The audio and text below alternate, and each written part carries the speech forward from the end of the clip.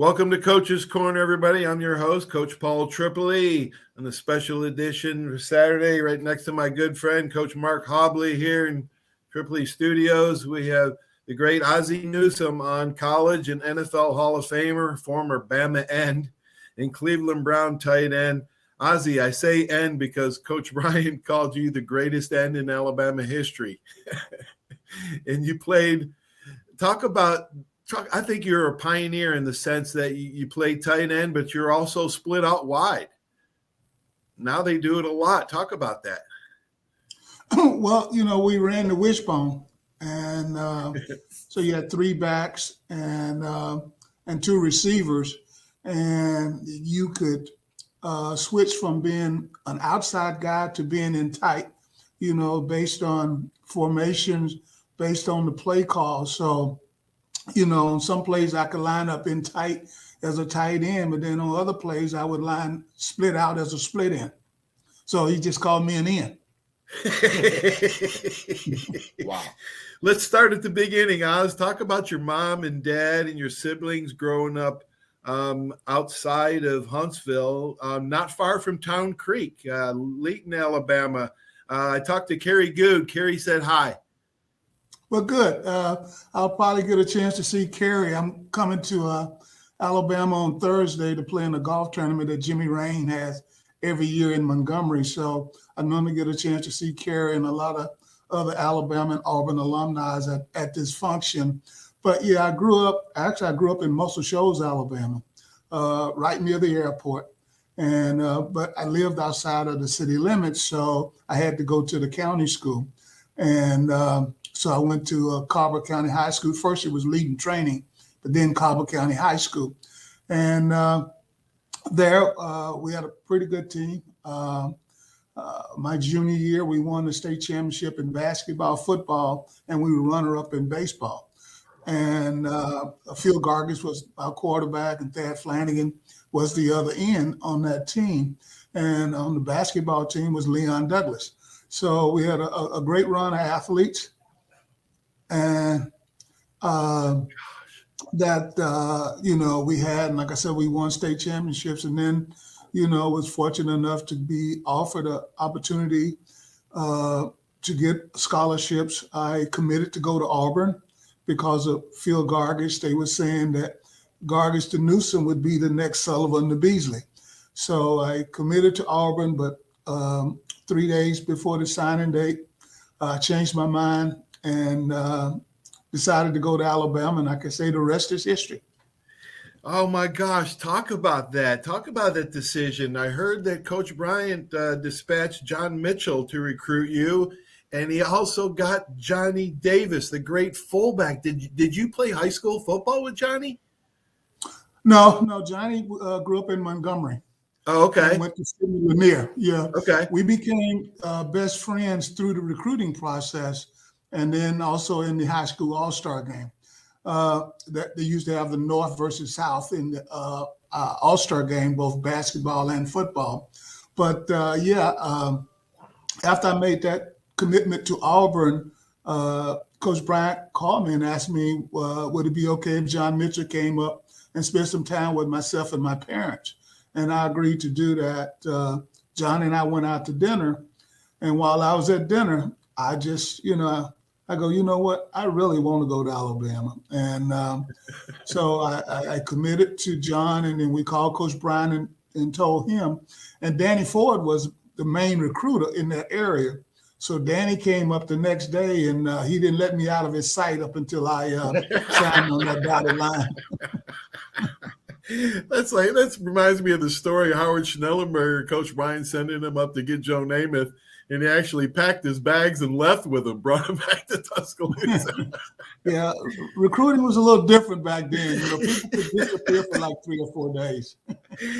Oh my gosh, Ozzie, tell me about kind of when you're looking at an athlete. You played multiple sports. I played multiple sports. I'm worried about the specialization because I think it's an advantage for multiple sport players in a number of reasons. Do you also look at that in the background when you're looking at players? Well, yes, we do. When you have the opportunity to, play 3 or 4 sports, because now you put golf in there, now you put tennis, you put soccer, lacrosse. Lacrosse is really big here in Maryland. All you're doing is developing your athletic skills, your hand-eye coordination, your ability to focus. All of those things are getting developed year round. And when you just become a singular sport player, then at some point you're not developing other aspects of your body that you will need as you continue to go through your career. Mm-hmm. Oh my gosh. Bama football is different now than when you and I played, but in a lot of ways, Ozzie, it remains the same. 71 through 74, only one regular season loss. I think you only had a handful of losses at Alabama.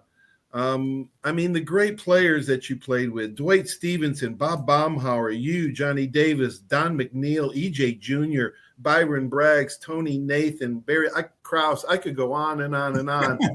But, Yep. Man, what a group you guys had. We was. I think we all attracted each other to from one to another. I was attracted by Johnny. Tony was attracted by Johnny and I. Dwight was attracted by Terry Jones. So there was an attraction that we had during that time. The attraction that I had with Don McNeil. So we all attracted, but we all came from basically similar backgrounds where we had a mother and father in the house. A lot of us had been to integrated schools, so we had learned how to adapt to other environments, to being around other people other than our own color. So I think that all, contributed to us. And like I said, it made it very easy. It wasn't a lot of us African-Americans at Alabama during that time. But, since we came from similar background, but the biggest thing about being at the University of Alabama, you wasn't black, you wasn't white, you wasn't blue, you were an Alabama football player, and that was it. Ozzie, well said. You once said Martin Luther King Jr. preached equality and Coach Bryant practiced it. Coach was not prejudiced against anyone, including me, a slow, fat, dumb, weird, white Yankee walk-on. He didn't care what you looked like. He didn't care if you're from the North, South, All-American from Tuscaloosa. He could measure a kid's heart more than anybody I've ever seen. And I think that leads to all of the national championships, all the SEC championships, going to all the bowl games, is that, you had to be a good citizen. You had to be a good person, and he would help develop you to become a good football player. Yeah, I don't know why he got me. Of course, I had to walk on. I don't think he offered me a scholarship. I didn't get one until later on. You were a first-round pick of the Cleveland Browns, the Brownies, the Dog Pound. Talk about your moments as a great player there in Cleveland. You had so many of them, but talk about your great years with the Browns. Well, like you said, I was drafted in 78, and was kind of a little disappointed. Cleveland had 2 picks, and I thought I was going to go in the first pick they had, but they picked Clay Matthews, as a guy from USC that we had played against when Alabama played SC out there that year. So I knew he was a great player in high school and in college. So I go to Cleveland. I did not go to the rookie minicamp because my parents wanted me to graduate, go through the graduation exercises. As of right now, a lot of the teams in the NFL have just had their rookie minicamps either last week or this past weekend that we've been able to bring them in. So that's what happened to me. So I came in the following week with the veterans. And my first 3 practices of that minicamp, I played wide receiver and was having some success. And when they asked me to stay over for another 3 or 4 days. And when I went to the office the next day for practice, for workouts, Rich Kotite, who was coaching the tight ends and the wideouts at that point, who went on to become a head coach with the Jets and the Eagles, I think, and he said, Sam Riccigliano wanted to meet with me. And I said, okay. So I went up to his office, and Sam said he thought I did really well during minicamp and that I could have a real good career in the National Football League. But he said, we want to move you to tight end. and we're gonna move you to tight end because we're gonna throw you the football. And I go, okay, and so, like I said, I had lined up near the tackle at Alabama and split out. So I had lined up next to the tackle. I had never really been a tight end.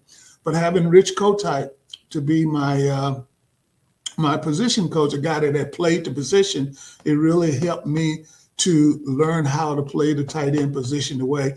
And they did throw me the football. You got a question? Mr. Newsome, you mentioned the young man from USC. Did you play in that game where that was played in Birmingham? No, it was a couple of years before. It was a couple of years before him. Yeah. No, I did not play in that game, which was the game that really they say led to Coach Bryant, convincing the powers that be that he need to recruit African Americans, because Sam the Bam came there and had a hell of a day. And I did get a chance to spend time with Sam the Bam. Once we got into the league, he used to come back to Alabama to a golf tournament.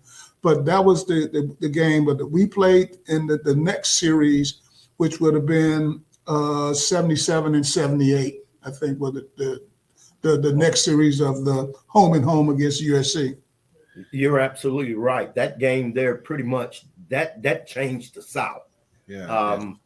I think, Coach Bryant, whatever you guys are saying about Coach Bryant, it led through the governor's office, and it might have affected United States of America, because that gentleman there was probably headed to the presidency. Yes, he was. It was, and that was the reason why Coach Bryant scheduled that game, because he was having a tough time being able to get African Americans on his team. So he scheduled that to let the state of Alabama know what they were missing. Thank you so much for saying that. Oz, does it help you as an executive to be a player and understand their positions and negotiations and everything else? Well, yeah, but I also coached for 5 years. I was on the staff with Belichick. That's when my first work with Nick Saban. We were on the same staff with Bill Belichick, and along with Kirk Ferentz, Pat Hill.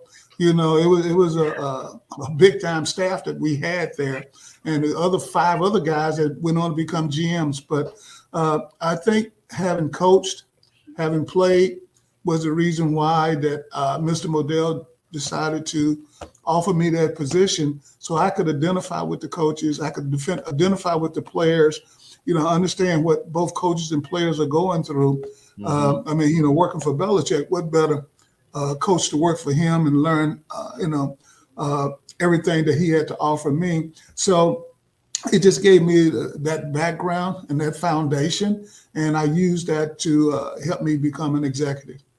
Boy, those early 90s, I wish I'd have stayed with the club. Those early 90s Browns staff was unbelievable. Also had Bill Cowher. I remember Bill Cowher being leaving. Yes, I played with Bill Cowher. He was my special teams coach there in Cleveland. And then linebackers. Wow, everybody's happy Lamar Jackson signed. He seems to be down-to-earth, hardworking guy. To let everybody know what kind of guy Lamar is. Well, he's turning that corner to becoming a great quarterback. And that's the number one thing. But he's been a great person his majority of his life, his whole life. His father died at a very early age, I think around 8 or 9 years old. And he was raised by his mom. He's very close to his mom. They have a great relationship.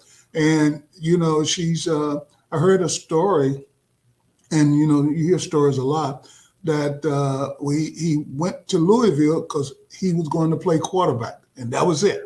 A lot of other schools were recruiting him, going to move him to running back, defensive back, or receiver, but he went to Louisville, and she found out that he was catching punts. And so she drove to Louisville and said, he's not catching punts, he's a quarterback. So yeah, but like I said, he's a phenomenal talent, a great guy in the locker room. And, having signed him now for another 5 years, when I saw him at the press conference, I told him, we went to black. You still there? Yep, still good. Okay. We're still good. Okay. I still see you and hear you. You do? Yep. Okay, good. Yeah, when I saw him at the press conference, I told him, I said, I got 2 Super Bowl rings and I need another one. And he told me, Mr. Ozzie. He said, Mr. Ozzie, I need my first one and let's go get it together. I said, well, okay, that's what I want to hear. But yeah, I mean, he's a fan. That 3 years ago, when he won the MVP, it was no doubt when he stepped on the field, he was the best player on the field. And a lot of times when we play, and there's a lot of great players in the National Football League, but a lot of the times when we step on the field, Lamar is the best player on that field. Yes, he is. Gosh, you played with some great players. Of course, Johnny Davis, John Mitchell, Wilbur Jackson, they all had influences on you. But who was your mentor as a player or an NFL team executive? Who did you look up to and learn from? Well, when I first went to Cleveland in '78, they signed Calvin Hill. And I knew Calvin from his years at Dallas. He was a first-round pick, and then he went to the World Football League. I think he went to Hawaii somewhere, and so he came back, and he signed with the Browns. And we just actually hit it off. We stayed in the same apartment complex. Calvin was 10 years older than I am, and so he was a guy that I really looked up to. He helped me to navigate those first 2 or 3 years in the National Football League. Kept me from making mistakes that a lot of people can make when, you run into a little wealth and the people coming at you, both sides. So Calvin, as you know, Calvin was the guy that presented me at the Hall of Fame. Wow. Mr. Newsome, where did Calvin Hill graduate from? Yale. Yeah, that's what I thought. Yeah. So you surrounded yourself with someone who was obviously, with you being born in 1956 and this guy was 10 years older, obviously you were a smart guy yourself to get associated with him. My father used to talk about Calvin Hill, and he used to say some kind of saying about the Yale man. He always used to call him the Yale man. That's Yale man. You just brought that back. His dad 30 years ago. His dad played for Jake Gaither. And we still talk. Calvin and I, we still talk probably 2 or 3 times a month. His wife just passed away in the last 4 or 5 months. And, his son is Grant Hill, who's, a big time basketball player and does the NCAA, the finals and so forth. Good family. But yeah, Calvin is still very much a part of my life. He don't love golf as much as I do. So if he did, we probably would spend more time together. Wow. Oh my gosh, we got to play golf together, Oz. Marlon Humphrey's a great player. His dad, Bobby, was pretty darn good himself. He comes on my show, and recruiting, evaluating, drafting, it's all difficult. Maybe more science than art, but what characteristic do you find in players that are intrinsic or instinctive that you put value on? Number one, is he a football player? We don't want track stars. We don't want weightlifters. We want football players. We want guys that are good athletes that can change direction, that got a burst, but also just have a passion and a love for the game. They just don't do it for Sundays. They do it, 7 days out of the week, 365 days out of the year. And that's the way Marlon is. When I spoke with Nick Saban about it, and Nick coaches the corners at Alabama. Right. And, it's not easy having the head coach, his specialty being your position. So we knew he had gotten some tough love along the way also in having to deal with Nick. But yeah, he came in and earned his way by, being a great special teamer. But he's one of the leaders of this team in this community. He does a lot in the community of Baltimore. He's here now in organized, not OTAs, but just we got some on-field walkthroughs that he's participating in. But, he's one of the leaders that we have in our locker room, and you need more than one, and he's one of about 4 or 5. But Marlon is a guy that on Sundays or Mondays or Thursdays, whenever we play, you can count on him being ready to go. Gosh, when the Ravens won Super Bowl 25 in 2001, whipping the Giants 34-7. Talk about that experience. And then again in 2013, when you beat the 49ers, was that a different feeling? Was it more like a validation that you were doing the right things? Talk about those two Super Bowl wins, Oz. Well, I think, yeah, it was a validation, but there's two different clubs. That 2000 team, we had a defense. And I don't know if there's going to ever be a defense that is good as it is. And, they used to tell Shannon Sharp, who we signed, and I used to listen at his mouth all the time because he was trying to break my records. But they would say, hey, Shannon, just give us 10 points and we'll win the game. That defense was unbelievable. And they took that all the way into the Super Bowl. And the last Super Bowl that we won, Flacco got hot in the playoffs. I mean, I think he was like 13-1, 13 TDs and 1. And then our defense played well enough. But with Flacco getting hot at the right time, it's all about when you can have that hot hand. I mean, we saw it the other night with the guy from the Celtics that went for 51 in Game 7. You know what? He got hot at the right time. So that's what it was. But, playing in the Super Bowl, there's no experience like it. And I need to at least taste at least one more time. Yes. Toughest player you ever saw, Oz? Toughest, best, I don't know. I played against Lawrence Taylor, and you could say he was tough. You could say he was great. You could, whatever Lawrence wanted to do on the football field, he could do. But when you talk about toughness, we had guys, guys that played hurt, right now we got MRIs and all of that. And, guys playing with injuries and stuff like that. So I'm trying to think, but, we had a lot of, I think everybody at Alabama had to be tough to live through that lower gym, If you can make it out of the lower gym, you had to be tough, and some of them no-time scrimmages, A lot of people, everybody doesn't know about the lower gym, but it was just a small gym with no windows, one door, and it was hot and it was brutal down there in the lower gym. Oh my gosh.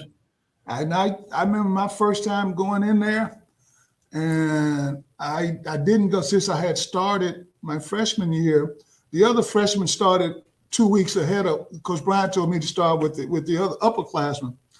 I went in there and about halfway through that workout, I said, if it's okay to walk out of here and quit, then I'm gonna do it. But for some reason I held on. I don't know how. Guys were going to the puke bucket and all of that. But if I hadn't pushed myself, then I could have easily walked out of that lower gym that day and said, I'm done with football.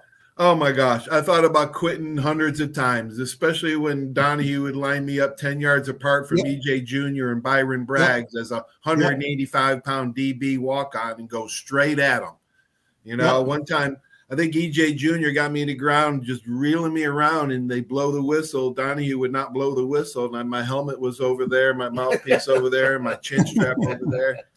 Oh my gosh! All right. Yeah, that gauntlet drill was a serious drill. It's drills like that, they don't even allow that to happen on the football field anymore.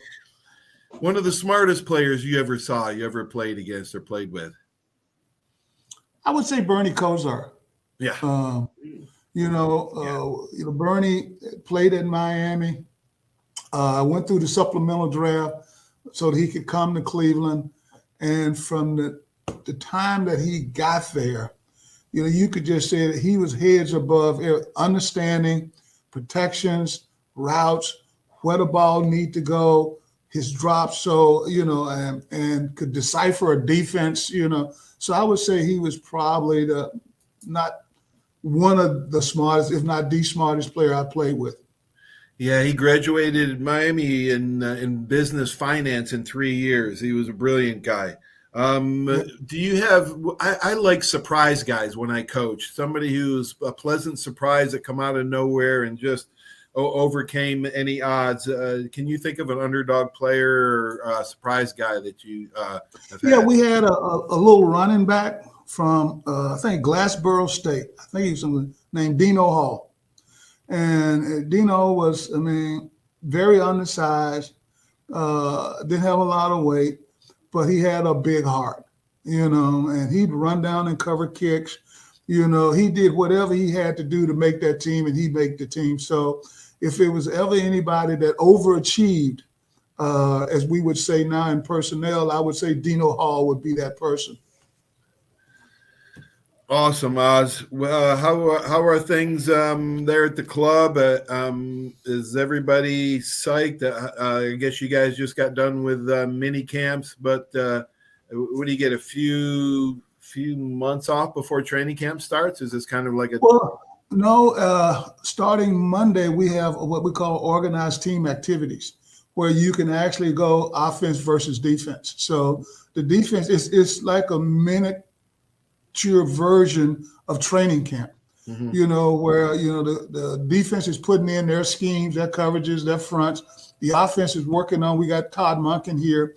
Is working on implementing their offense. So, but we'll get a chance to go against each other. We have not been able to do that up until we can start on May 22nd, when we'll have 10 days to be able to do that, 10 practices, and then we can have a mini camp. So, and then we'll take the break. So the break will come probably mid-June. And then around the 25th of July, we strap it on, and hopefully our team is the last one standing. I hope so too. I hope so too, Oz. I think playing and practicing hard is harder than the games is a must for the game of football. And George O'Leary, my high school coach, Coach Bryant, my college coach, they all believed in really hard practices. And as a coach, I did as well. Did playing against Hanford Dixon and Frank Minifield in Cleveland, did that help you in the league when those guys were? I remember. I was just in the training camp, but man, you guys would go back and forth, and I was trying to make the team, so I was hitting everything and everybody except you. They wouldn't let me hit Ozzie. No, but Hanford's probably my best friend now. I'm gonna see him this weekend in Birmingham at the golf tournament, and hopefully beat him on the golf course. But they started the dog pound and they were yapping and all of that, But me, I didn't let that bother me. I was just there to practice and play, But you know what, they did, and you know what? That's how they used to motivate themselves and to make them into the players that they were. Yep. And like I said, he's the godfather of my kids, and I'm the godfather of his kids. And I'll see him this weekend, and hopefully I beat him on the golf course. Because if not, I got to listen at that mouth. Yeah. The dogs were starting up. He probably doesn't remember me, but they did call me the White German Shepherd for that one training camp. So I guess I was part of the dog pound for like a cup of coffee. Anyway, Oz, hey, it was great to see you. It's great to talk to you. Thank you for taking the time to spend with us. We look forward to having you at the Alabama Bama Club June 29th. Yeah, it is. It should be a fun evening, and I'm looking forward to it. I look forward to seeing you. Thanks for inviting me to come on. Thanks, Oz. Go Roll Tide and go Ravens. Thank you. All right, Roll Tide. Hold on. Mm-hmm.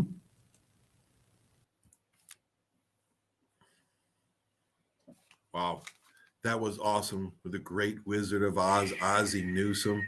Was that a beautiful story? That guy's amazing. He's a great integrity guy. He's still plugging away, but we're rooting for the Ravens always because of Ozzie. We want to thank him, and I can't wait to see him June 29th for the Bama Club. On behalf of me, Coach Tripp, and Coach Hobbs, have a great sports weekend, everybody. Stay tuned for these messages from our great sponsors, who this would not be possible without them.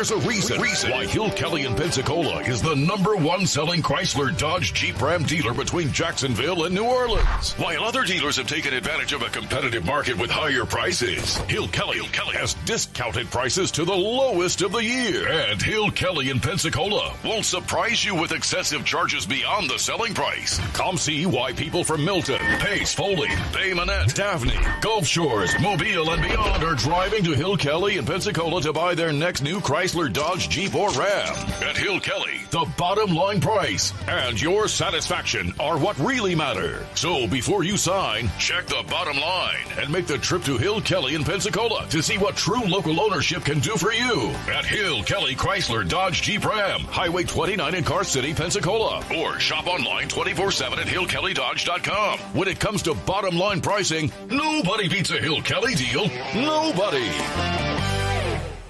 Hey, Bill, some game, huh? I haven't really noticed, Paul. What? The biggest game of the year? I've been looking over my insurance. Talk about problems I'm trying to figure out. Well, do what I did. Call the Seiler Agency. They showed me what I needed and what I didn't. They even saved me money. Now, instead of worrying about my insurance, I can worry about the big game. Contact the Seiler Agency at 476-7443 for all of your insurance needs. Your independent agent for home, auto, boat, RV, commercial, general liability, life, and sound investment strategies. Call 476-7443 today. Are you riding around in a filthy vehicle? Dirty car no more. Visit Ronnie's Car Wash today to get it shining in no time. They have 3 convenient locations with another coming soon. The unlimited monthly wash packages start as low as $14.95 per month with free vacuums, multi-purpose spray and towels. Visit them in Gulf Breeze, Navarre, Fort Walton, and soon Crestview. Don't wait, wash today. Be sure to see Ronnie's Car Wash on Facebook to see the latest specials and discounts. You'll be riding and shining in no time. Step One works so hard to get you in the perfect car. Looking for a better car buying experience? With the Step One Advantage from Buick GMC, Fort Walton Beach, and Pensacola, receive no-hassle market-based pricing or incentives by pre-ordering. Looking to sell or trade? Our dedicated team will even come to you. Plus, every vehicle sold at Step One supports local charities right in your neighborhood. Experience the Step One Advantage at Buick GMC, Fort Walton Beach, and Pensacola today. 75 years of service and high tech today. It's Pensacola Glass Company at 433-8348. High tech is a term often applied to advanced services and products in today's marketplace. And today, glass is much more than the simple painted brittle, see-through stuff we hit baseballs through when we were kids. Glass is now a product with unique flexibility in both performance and application. And Pensacola Glass Company is growing right along. That's Pensacola Glass Company at 433-8348.